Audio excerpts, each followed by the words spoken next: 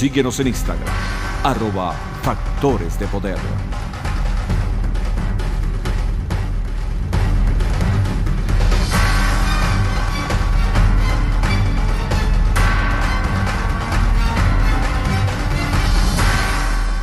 Regresamos con Agárrate, estamos conversando con Antonio Ledesma. Estaba previsto hacer 2 segmentos, pero hay muchas cosas que todavía no hemos conversado. Antonio, la Asamblea Nacional toma una decisión de someter a juicio a Nicolás Maduro por el caso Odebrecht. Bueno, y enseguida uno piensa, bueno, la comunidad internacional simplemente no va a llegar a más acuerdos con Venezuela por esta decisión. La comunidad internacional va a reaccionar. Y bueno, y lo que ocurrió fue que, por ejemplo, España restablece las relaciones que estaban rotas. ¿Cómo se puede leer eso? Eso no altera la posición política, que ha sido muy firme, del presidente Rajoy y su gobierno, ni del Parlamento en su gran mayoría, por las expresiones y de las posiciones, mejor dicho, que han defendido a viva voz los voceros del PP, del movimiento de Albert Rivera, de Ciudadanos, y por supuesto también los del PSOE, con otros apoyos, por ejemplo, diputados de Canarias, de Galicia, que han sido solidarios con la causa de Venezuela. No nos olvidemos, y bueno, que la gente lo tenga claro, que en España está la colonia de españoles más grande después de la que está en Argentina. En Venezuela. En Venezuela, estamos hablando de más de 200.000 españoles y descendientes de españoles, y ellos velan por sus conciudadanos. Pero además, en España hay miles de familias que tienen conexiones, hay una relación sanguínea, consanguínea, afectiva, con los que están en Galicia, los que están en Canarias, los que están en algunas otras provincias de España, con los que están en Venezuela. De tal que al gobierno le interesa también tener allí una puerta y una ventana. Pero te comentaba antes de que fueran a comerciales, que cuando yo estuve en Chile en el año 2010 tuve la oportunidad de conversar con una catedral de la política latinoamericana, como ve don Patricio Belwin, lamentablemente ya fallecido, un hombre que dejó una gran impronta porque fue el primer presidente después de la dictadura de Pinochet. Y él me comentaba que también en Chile, cuando estaba la Concertación oponiéndose a Pinochet, muchos planteaban que había que retirar y cerrar las embajadas. Y después su experiencia fue que cada vez que cerraban una embajada se dieron cuenta que era como que si se apagara una lucecita en un cielo oscuro, que era como que si te cerraran un camino, como si te truncaran un derrotero, como si te cerraran una puerta. Yo creo que las embajadas muchas veces terminan siendo las tribunas, los aleros, los refugios. Fíjate que la embajada de Chile... Y los testigos. Sí, y los testigos. Ahora, una cosa también son gestos de protesta. Nosotros hemos pedido, por ejemplo, que pueda haber un gesto de protesta simultánea, retirar antes del 20 o durante el 20 o después del 20 los embajadores, retirarlos como un gesto de protesta. Eso no significa clausurar la embajada, porque en todo caso nos conviene que los ojos del mundo estén allá en Venezuela, no solamente mirando desde la barrera, sino interactuando con nosotros en el territorio nacional. Y mira qué importantes han sido las embajadas para los testimonios que están dando desde el territorio venezolano, claro, confirmando... Cada vez que un país toma una decisión, ya el embajador en el país sobre el cual se toma la decisión, en este caso Venezuela, ya ha hecho un informe con detalle. O sea, el embajador es importante. Mira, cuando bueno, digamos que me sorprendo, pero el caso cuando a mí me volvieron a llevar junto con Leopoldo López para Ramo Verde, yo me he enterado cuando he conversado aquí con un diplomático, que allá ellos tenían un informe. Al siguiente día había un reporte de la embajada dando detalles de qué había ocurrido con Leopoldo López y con Antonio Ledesma, en qué situación estaban, en qué cárcel estaban. O sea, eso es importante. Como ahí es importante todos estos reportes, porque no es lo mismo que uno lo venga a decir aquí y a reforzar como lo hacemos, y ellos, además de la voz nuestra, leen el escrito de lo que dicen allá. Mira, están muriendo tantos niños diariamente, están muriendo tantas mujeres porque no tienen cómo hacerse una quimioterapia, hay tantos pacientes haciendo cola esperando una operación porque los hospitales están colapsados, hay problemas de endemia. Los reportes que hacen los embajadores, por ejemplo, cuando dicen, bueno, en Venezuela hay un brote de sarampión, hay un brote de difteria, hay que establecer una suerte de cordón sanitario, hay que tomar previsiones. En Venezuela sí hay hechos de corrupción, como por ejemplo esto de Odebrecht. Lo de Odebrecht. ¿Has mencionado o no en el caso de Odebrecht? Bueno, me sacaron por allí que yo que fui en el año 2009, una cosa realmente absurda, que fui el año 2009 al Congreso de Brasil a defender la tesis nuestra de que para que el gobierno de Chávez en aquel entonces pudiera incorporarse a Mercosur tenía primero que suscribir la cláusula, el protocolo de Ushuaia. Y esa fue una de las, me queda como pedante decirlo, para mí esa fue una de mis mejores intervenciones, fue improvisada y después se transcribió un discurso que tengo el honor de que el prólogo de ese discurso, que después se distribuyó en un folleto, lo hizo el embajador Fernando Gervasi. Y eso fue por un debate que sostuvimos el embajador Milos Alcalay, el doctor Agustín Berrío, el embajador de Argentina en China, Diego Guelar, de una reunión que teníamos con mi amigo Mauricio Macri, que era alcalde en ese momento de Buenos Aires. Yo estaba actuando como alcalde metropolitano de Caracas, y ahí debatimos, y la opinión, entre otros, de Milos y del embajador Guelar, era que Venezuela tenía más bien que meter en cintura a Hugo Chávez, y una manera de meterlo en cintura era comprometerlo con el protocolo de Ushuaia. Bueno, fíjate que luego Brasil, Paraguay, Argentina, han excluido al gobierno de Venezuela, al régimen de Venezuela, la dictadura de Venezuela, de Mercosur, por los argumentos, entre otras cosas, que vimos allí cuando decíamos, se viola el protocolo de Ushuaia, cuando han cerrado Radio Caracas Televisión, se viola el protocolo de Ushuaia cuando hay presos políticos, cuando se cercena la libertad de expresión, cuando no hay autonomía de los poderes públicos, cuando se está resquebrajando el Estado de Derecho. O sea, toda la argumentación que ha servido de base para que se termine dando esta decisión, que no es contra Venezuela, es para sancionar un régimen que no cumple los protocolos que suscribe. ¿Y eso qué tiene que ver con Odebrecht? Tiene que ver con... porque dijeron que fue Odebrecht. Imagínate tú de dónde sacan las cosas. Odebrecht, que indirectamente hizo esfuerzos para que nosotros defendiéramos la posición del gobierno de Venezuela para o sea, que Odebrecht ya es una cosa, bueno, es lo que quisieron insinuar. Pero parece que porque fue uno de los que está declarando, uno de los gerentes de Odebrecht que está declarando que te mencionó, ¿eso es cierto? No sé si es cierto, pero entonces te puedo decir, yo no tengo nada que ver ni con Odebrecht, ni con Codebrecht, ni con nada. Nada, absolutamente nada. A mí me han hecho examen de sangre. Como alcalde, bueno, pero por favor, contrataste una obra de Odebrecht. Como alcalde, lo que tienes que revisar allí, quién dio las obras del metro, quién dio las obras del ferrocarril, quién dio las obras de puentes, porque en el caso de Venezuela lo insólito, es más grave lo de Odebrecht en Venezuela que lo de Perú. Que lo de Perú, ¿sabes por qué? Porque si quieren, en Perú hicieron las obras. Lo comenté en estos días, que por cierto pero es que en Venezuela se pagó, brincó, y es así. En Venezuela están las obras y la gente está lamentando, no sé si te tocó hablar con alguien, lamentando que no pudieron continuar con lo que estaba proyectado. Pero lo más grave, tú ves, por ejemplo, que en Panamá están haciendo el metro. Yo le preguntaba al presidente, ¿cuándo se termina? Nos vamos a terminar ahorita una línea del metro. Y lo está haciendo van a terminar de hacer el aeropuerto, que es un aeropuerto gigantesco que están haciendo para recibir al Papa, que va a Panamá en los próximos días. Pero es que en Venezuela cobraron los puentes, cobraron los tramos del ferrocarril. Entonces tú no ves sino un fantasma, un ferrocarril fantasmagórico. No han concluido pero además de que, y lo que se hizo fue con sobreprecio. Hubo un contrato, por ejemplo, que tenían que dárselo en una licitación a una empresa de Francia, terminaron dándoselo a una empresa pirata de España, montada allí con documentos forjados y a la carrera, y un contrato que costaba inicialmente cerca de 900 millones de dólares terminó costando 1.800 millones de dólares. Estas son las cosas que tienen que investigar. Claro. Como alcalde yo ni di permiso, bueno, sería un contrato a limpiar una alcantarilla y recoger un perro muerto en una calle, pues eso es lo que me dejaron a mí. Ahora es que la campaña conmigo, porque les duele lo que estoy haciendo, es el fin de semana, anteayer, hubo una denuncia que por culpa mía, los trabajadores de la Alcaldía Metropolitana de Caracas no cobraron los aguinaldos, pero si a mí me tienen preso 3 años, me quitaron el 95% del presupuesto, me quitaron las competencias. Eso lo sabe toda la opinión pública. Y no obstante, ya están anunciando que van a hacer acusaciones, porque yo soy el culpable, incluso de la liquidación de la Alcaldía Metropolitana de Caracas, cuando más bien la gente se asombra de cómo nosotros logramos mantener a flote una institución en medio de todas las penurias, de todas las limitaciones a los que nos sometieron, no solamente a mí, sino a toda la ciudadanía que me acompañó a hacer huelgas de hambre, a hacer manifestaciones, a hacer protestas. Por lo tanto, yo voy a Brasil, por cierto, el próximo 27.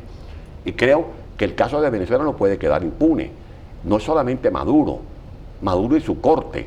Esto de Maduro es un escándalo que supera los casos incluso hasta del propio Brasil y del propio Perú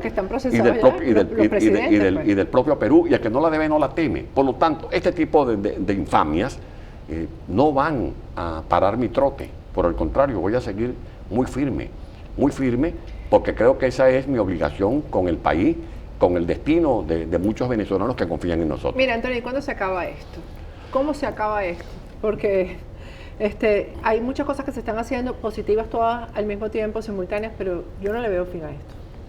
Mira, esto se acaba en la medida en que nos convenzamos todos que no podemos seguir haciéndole juego al régimen con falsos diálogos. Eso fue un error terrible, que no podemos seguir con la idea de unas condiciones electorales. Afortunadamente creo que ya hay conciencia de eso y se ha dado el paso de autorizar este antejuicio de mérito. Hay gente que dice, bueno, pero eso no es fácil. Bueno, no fue fácil levantar a Alemania de las ruinas. No fue fácil rehacer a Inglaterra. No fue fácil avanzar como se han avanzado en muchos pueblos que han sido oprimidos por dictaduras tan feroces como la que nosotros estamos padeciendo en Venezuela. Claro, la de Venezuela es muy peculiar, porque no es simplemente un dictador, es también gente vinculada con el narcotráfico, claro, con el terrorismo. sí, Se dan tres condiciones muy calificadas, porque son especialidades, porque es el crimen organizado en el poder. Nosotros estamos siendo prisioneros de un crimen organizado. Los que manejan, por ejemplo, el petróleo, contrabando de gasolina, los que manejan, por ejemplo, los negocios con la comida, ese es otro filón que se lo dan a algunas élites militares con civiles, sí. Los que manejan el negocio, por ejemplo, de los dólares de Cadivi, ese escándalo, esa letrina, porque estamos hablando de miles de millones de dólares que han hecho ricos y millonarios a gente que se están pavoneando por el mundo a costa de lo que le saquearon a Venezuela en esa orgía financiera. El negocio, por ejemplo, de las cárceles que controlan con los planes, eso es otro negocio para hacer extorsiones, para auspiciar sicariatos. Es algo terrible. Debería ser motivo de una intervención armada. Bueno, tú se lo pediste en la IPEX. Nosotros estamos planteando la intervención humanitaria, injerencia, vamos a ver cómo le gusta a Roberto Carlos, pero en todo caso, intervención, sí. Injerencia, que viene siendo lo mismo, porque así se inspira. ¿Qué cara te puso Mike Pence cuando tú planteaste eso? ¿Cara de qué? Una cara muy comprensiva, porque es que los argumentos que dimos son argumentos irrebatibles. Pero eso es factible. ¿Qué ocurre eso? Eso está en los escenarios. Nosotros no es que estamos diciendo, cruzándonos de brazos, vengan a resolvernos el problema de nosotros mientras yo me echo fresco bajo una palmera. Claro, no, entonces... el pueblo de Venezuela ha marchado. El pueblo de Venezuela ha hecho vigilias. El pueblo de Venezuela ha participado en elecciones de todo tipo. El pueblo de Venezuela se ha ignorado. Ahí están los muertos. Ahí está Oscar Pérez en una tumba con sus 7 compañeros del Junquito. Ahí está Franklin Brito, sembrado como buen agricultor que fue defendiendo la propiedad privada. Ahí están los escuderos. Por ellos tiene que ser esta lucha. Y esto que se viene logrando en la comunidad internacional no es obra mía, ni de nadie, ni ningún otro. Es obra, es el resultado de ese esfuerzo. Y le digo este mensaje a la gente que me está viendo en Venezuela y en el mundo, para que no se sientan apocados, para que no se sientan frustrados diciéndose de qué valió la pena mi lucha, mi marcha, de que mi hijo muriera, porque hay que ver la cantidad de llantos, de sufrimientos de madres enterrando a sus hijos, de abuelas enterrando a sus nietos, de la impronta que ha dejado en esta historia la juventud venezolana. Ahí está Loren Saleh preso, está Vilca Fernández preso, ahí tienen a Daniel Ceballos más de 4 años encerrado en una ergástula como es el tema del helicoide. Leopoldo López, que puedo dar fe de su coraje, de su valor. Eso no se puede poner en entredicho porque me consta a mí de lo valiente que fue cuando estuvimos juntos en Ramo Verde y cómo defendía sus ideas, de la cantidad de gente que perdió sus empleos. Yo veo a Horacio Medina y me conmuevo de cómo ha tenido que sobrevivir Juan Fernández, los que me encuentro. A mí me atendió en Panamá un trabajador de petróleos de Venezuela, en un Uber, así, bueno, son los que mejor están defendiendo. Porque es un mercado, se complementan, son asesores de empresas, pero también son gente que no tienen vergüenza, que no se sienten vejados cuando escuchan a Nicolás Maduro burlándose de los venezolanos que están aquí en Miami diciendo que están lavando posetas. Es mejor estar lavando posetas que lavando dinero sucio, como están ustedes, involucrados en estos escándalos de Odebrecht, involucrados en todos estos hechos sinuosos del narcotráfico, porque son esas economías paralelas. Claro. Tienen una economía paralela, y es lo que le hemos dicho a los gobiernos de Francia. Nosotros cuando hablamos con el presidente Macron, este no es un problema solamente nuestro, le digo. Ustedes han tenido aquí brotes severos de terrorismo, 1 o 2 lobos solitarios. Bueno, en Venezuela están otorgando pasaportes a los terroristas. No le dan pasaportes a periodistas como tú. Tú vas a un consulado y te cierran la puerta. No, es que yo no Pero tengo como tú, pasaporte. hay miles de venezolanos, por ejemplo en Panamá, por ejemplo Sí. en Costa Rica, por ejemplo en Chile. Yo hablaba con Giovanni Mesa Dorta, un escritor venezolano, y no tiene pasaporte. Y es uno de los temas que le planteamos al presidente Macri. Yo tengo 12 Y años le sin hemos pasaporte. planteado que hay que tener una política migratoria especial, porque en Venezuela no le dan pasaporte a los ciudadanos venezolanos, pero se lo dan a los terroristas. Y esa es la amenaza para el mundo. Y el dinero que se usa del narcotráfico, el dinero que se usa de la corrupción, es para financiar a estos grupos que están interactuando con el esquema del foquismo en muchas partes de América Latina, pero también en Europa. Y aquí mismo en los Estados Unidos, como siempre viven amenazando. Por eso planteamos que está más que justificado la activación del principio que se inspira en la doctrina francesa de la intervención o injerencia humanitaria, que responde a la obligación de proteger los derechos humanos, porque no es proteger a los partidos, al partido mío, al tuyo. Pero tú crees eso Absolutamente factible. Yo creo que es indispensable, porque si en Siria, por la activación de armas químicas, ha respondido la comunidad internacional, lo de Venezuela es peor que lo de Siria. Porque en Venezuela hay un campo de concentración. Yo no estoy exagerando. En Venezuela hay un campo de concentración. Cada vez que un ciudadano trata de huir, es como que se estuviera saltando las vallas, las barreras de alambradas de púa, huyendo a los soldados que los apuntan, que los están asesinando, porque los están matando poco a poco. Es una política de Estado, la hambruna. Es una política de Estado no documentar a la gente, no le dan cédula de identidad, no le dan pasaporte. ¿Con qué pasaporte viajas tú? Con el pasaporte que tengo todavía. ¿Todavía el venezolano? Todavía el venezolano. Y aspiro, bueno, tener la oportunidad de cualquier gobierno del mundo que nos permita seguir Claro, viajando, porque aunque eso creo que que no va a ser hasta- necesario, porque yo creo que esto puede ser muy pronto. Ay, yo creo que Dios te puede ser muy oiga. pronto y tenemos que tener fe, porque sin fe, sin esperanza, que es lo que mueve nuestro espíritu, nuestra alma. Yo pudiera estar todos los días dándome golpes de pecho, lloriqueando con Missy, porque nuestro apartamento fue saqueado, porque extrañamos lo que es nuestro país. Hay que ver lo que son las querencias que uno tiene en el país, pero en este momento tú no puedes doblegarte. No. Este es un momento que uno tiene que respirar Así profundo y echar para adelante. Y seguir. Echar para adelante, arriba corazón. Ahora es cuando vamos a tener capacidad de luchar por Venezuela, porque es lo único útil. Tener mucha determinación, mucha firmeza, mucho optimismo, decirle a la gente que tenemos muchas ideas para convertir a Venezuela en el país más bonito del mundo. Lo hablaba con gente amiga hoy. Singapur, que no tenía agua, no tenía ni agua, que fue un país desahuciado por Inglaterra. No tiene petróleo como tenemos nosotros. Ahorita es un portento de la economía.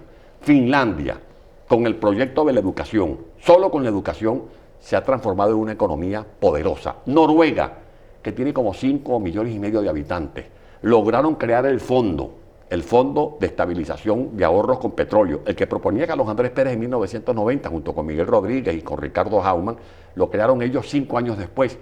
Hoy tienen billones de dólares. O sea, nosotros tenemos talento humano. Lo que tenemos es que prepararnos para dar ese salto de retorno a Venezuela y transformar la economía venezolana con la economía del conocimiento, con la tecnología, con el aprendizaje de todos ustedes. Así es. Yo le decía a periodistas que esta experiencia de ustedes, que tú has tenido que montar tu propia empresa, tu propio canal, hay que ver lo que significa esto. Sí, señor. Y la lección de vida que tú puedes darle mañana a esos estudiantes a los que tú les dabas clase en la Universidad Santa María. No es solo cómo redactar una cuartilla, cómo imaginar un titular, sino cómo montar tu propio negocio, ¿Y cómo? el emprendimiento. Vamos a hacer en Exactamente. Venezuela un país de propietarios, un país de emprendedores. Porque el propio negocio periodístico nos da libertad.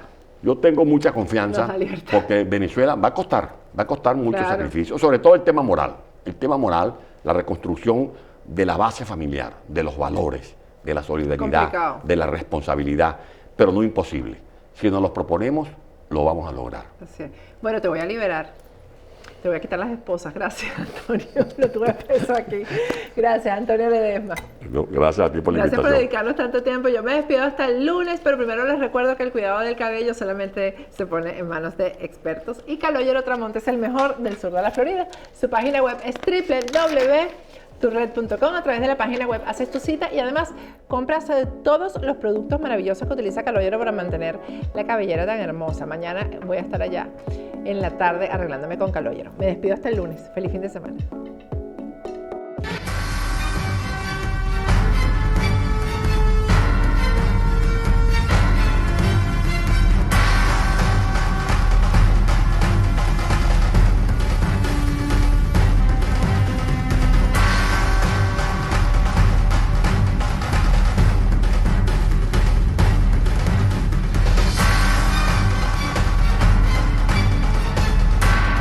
Agárrate con Patricia Poleo.